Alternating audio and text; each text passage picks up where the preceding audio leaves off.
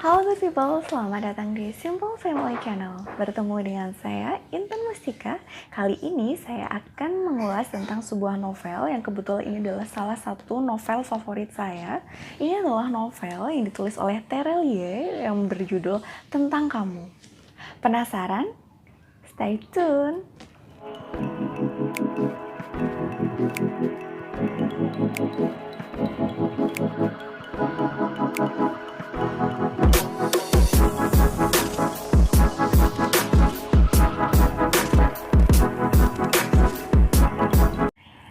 Ini adalah novel yang berjudul Tentang Kamu. Ini adalah cover lama, tapi saya sangat suka banget dengan novel ini. Novelnya memang tebel, tapi nggak akan buat kita bosan bacanya, karena kisahnya ditulis sangat indah.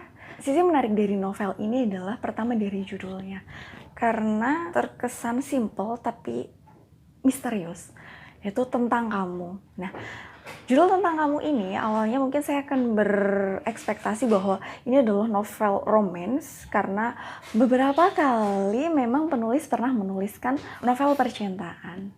Tapi tidak sedikit juga penulis atau Terelie ini menuliskan sebuah novel yang di situ mungkin bagian dari slice of life gitu ya.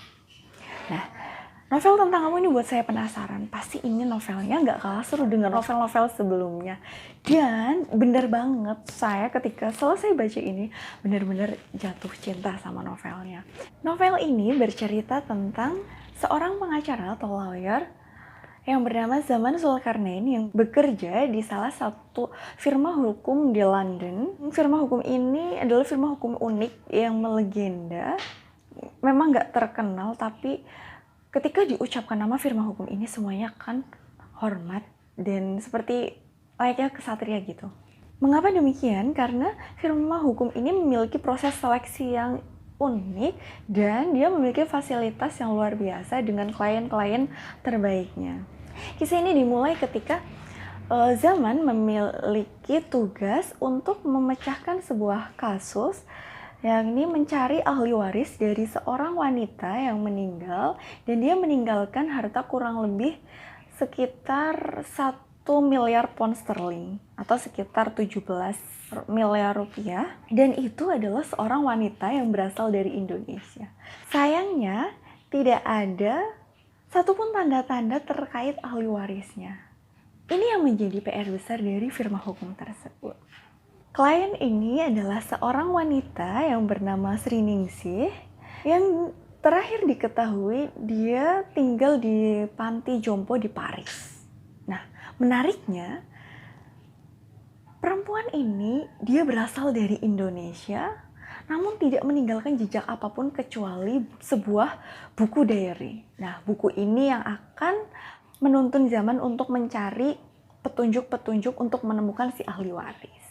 Dan dari buku diary ini terkuaklah kisah Sri Ningsih yang membuat saya takjub dan juga kagum. Dan selain itu menguras air mata. Buku harian pertama dibuka dengan kisah Sri Ningsih tentang masa kecilnya yang di sini buat saya tersentuh sekali. Saya bacakan tentang kesabaran tahun 1946 sampai 1960. Terima kasih banyak atas pelajaran tentang kesabaran. Bapak, aku akhirnya memahaminya. Apakah sabar memiliki batasan? Aku tahu jawabannya sekarang. Ketika kebencian, dendam kesumat, sebesar apapun akan luruh oleh rasa sabar. Gunung-gunung akan rata, lautan akan kering. Tidak ada yang mampu mengalahkan rasa sabar.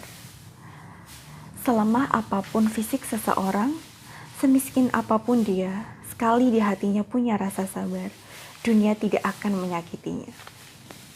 Ini merupakan pembuka yang menurut saya sangat wow dan fantastis, dan saya kemudian menjadi semakin mengerti akan hal ini ketika membaca kisah masa kecil Sri Ningsih yang penuh lika-liku. Dikisahkan ketika kecil dia masa bahagia, tapi kemudian kebahagiaan itu terenggut setelah ibu kandungnya meninggal ketika melahirkannya, dan dia kemudian memiliki ibu tiri bernama Nusi Marata yang dia awalnya sangat baik terhadap Sriningsih dan menganggap Sriningsih sebagai anak kandungnya. Tetapi sebuah tragedi membuat semuanya berubah. Ketika beberapa waktu setelah ibunya melahirkan anak laki-laki atau adik tiri dari Sriningsih bernama Tilamunta, baru sekitar usia 14 hari ternyata ayahnya kembali berlayar dan tidak kembali lagi. Saat itu Sriningsih benar-benar menjadi seorang yatim piatu, dan kepergian sang ayahnya sangat membuat ibu tirinya terpukul, dan sejak saat itu ibu tirinya berubah 180 derajat. Dia menjadi ibu yang tidak lagi peduli, kejam, dan suka sekali menyiksa Sriningsih. Boleh dibilang ini adalah masa kecil yang menyimpan dendam. Sangat berat, memilukan, menyakitkan, tetapi itu tidak berlaku bagi Sriningsih karena masa yang menyakitkan tersebut diterimanya dan dipeluknya dengan penerimaan yang amat sangat baik. Dia menjadi orang yang baik-baik saja dengan kesabaran yang seluas samudra. Dan dia berhasil melewati fase menyakitkan dari masa kecilnya. Ditinggal ayah, ibu, juga ibu tirinya yang akhirnya meninggal dalam suatu kebakaran. Dan dia hanya memiliki satu-satunya orang yang memiliki hubungan darah, yakni adik kandungnya, Tilamunta. Setelah tidak memiliki apapun di Sumbawa, dia akhirnya pergi merantau ke Surakarta, ke Pulau Jawa, dan dia belajar di sebuah madrasah. Di Surakarta, Sriningsih menemukan fase kehidupan remaja yang lebih baik. Dia belajar agama, menemukan keluarga baru, dan juga belajar banyak hal hingga satu ketika sebuah tragedi, karena di sini penulis mengambil latar tahun 65 bersama dengan meletusnya konflik G30 SPKI. Di situ ada tragedi yang terjadi dan itu berpengaruh pada kehidupan Sriningsih yang akhirnya dia harus kembali meninggalkan kehidupannya dan dia beralih pergi merantau kembali ke Jakarta. Di sana dia memulai semuanya dari nol, mulai berjualan, berdagang, dan berbisnis. Mulai jatuh bangun hingga akhirnya dia menjadi seorang yang benar-benar tangguh, pebisnis yang kuat, pebisnis yang mulai dari nol hingga berkembang pesat dan menjadi seorang pemilik pabrik atau pemilik perusahaan. Hingga akhirnya pada suatu ketika kondisi yang misterius dan membuat dia dengan tiba-tiba harus meninggalkan semua pencapaiannya. Kembali lagi harus pergi meninggalkan semuanya, dan kali ini tidak terlacak.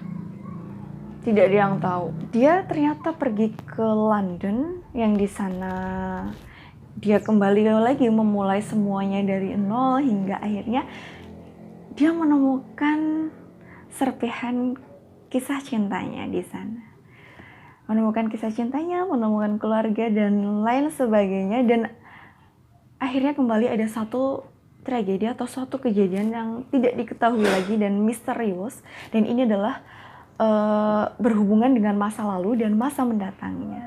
Hingga akhirnya dia pergi dan tidak terlacak sampai suatu ketika ada berita kematiannya, dan zaman mencoba mencari tahu siapa sebenarnya ahli waris yang berhak mendapatkan harta warisan yang ditinggalkan oleh Sriningsih.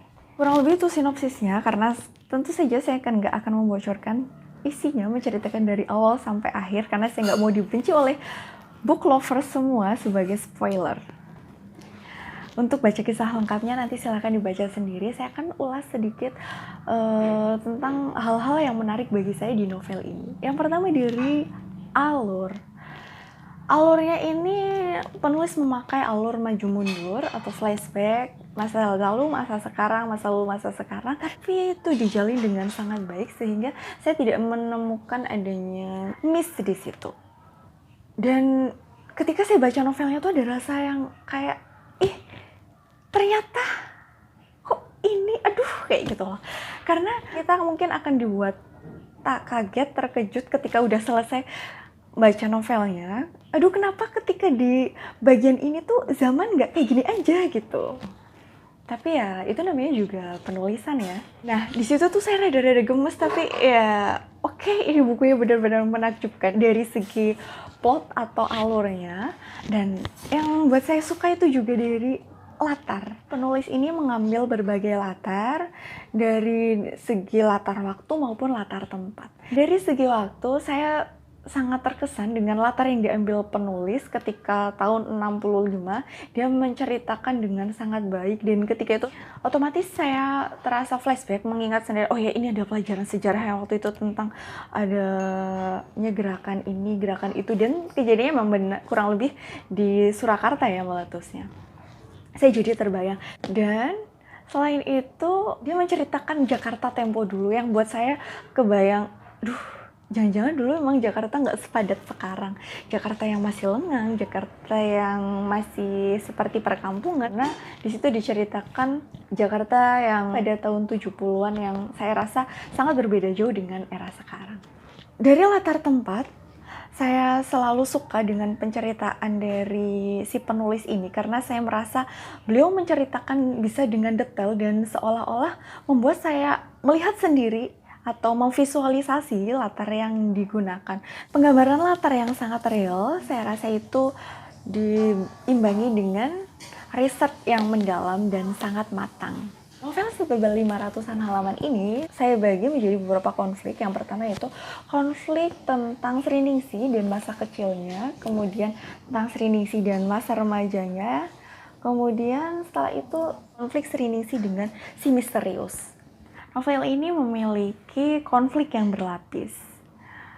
Sekalipun demikian, tapi masing-masing konflik ini diselesaikan dengan apik dan membuat pembaca, khususnya saya sendiri, merasa puas atas penyelesaiannya. Salah satu bab yang membuat saya merasa ini bener banget gitu, itu pada bab 12 yang ini suatu part yang berjudul Dengki yang Membakar Semuanya.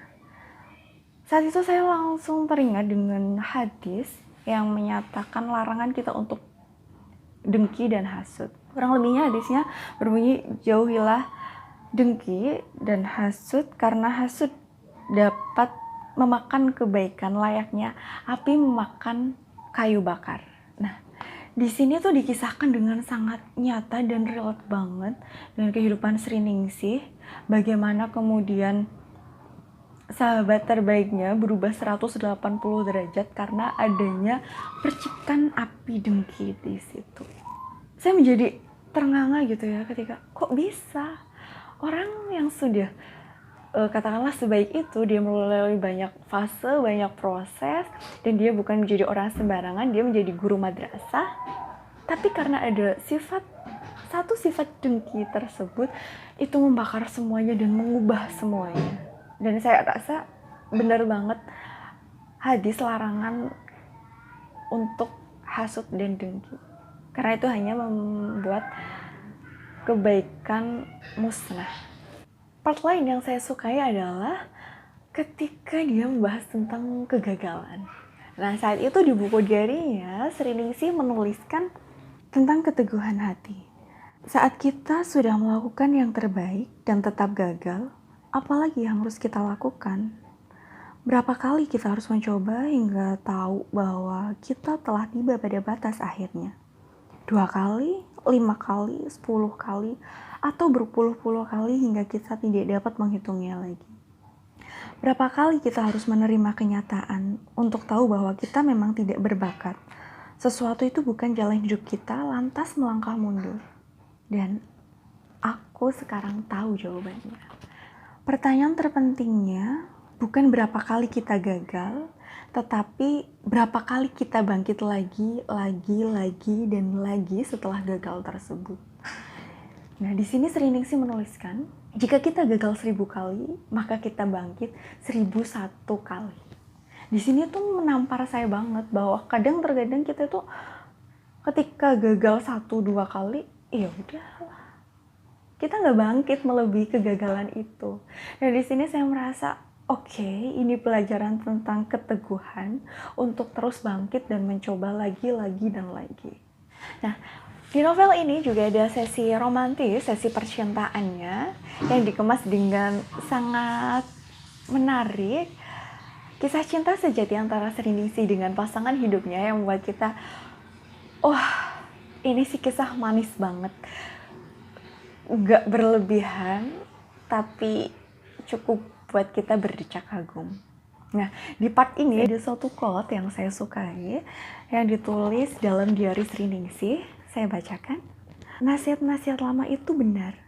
Cinta memang tidak perlu ditemukan. Cintalah yang akan menemukan kita. Terima kasih. Aku tidak akan menangis karena sesuatu telah berakhir.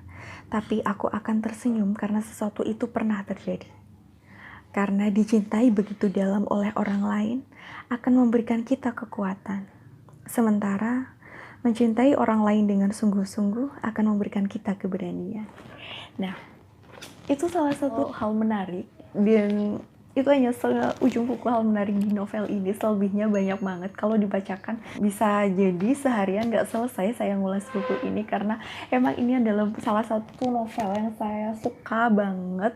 Yang di sini ada adegan action, slice of life, dan kemudian percintaan yang dikemas dengan komposisi yang sangat baik dan pas, sehingga ini novel yang sangat manis. It's so recommended. Oke, demikian ulasan saya untuk novel Tentang Kamu. Semoga suka dan memberikan banyak manfaat. Sampai jumpa di video saya selanjutnya. See ya!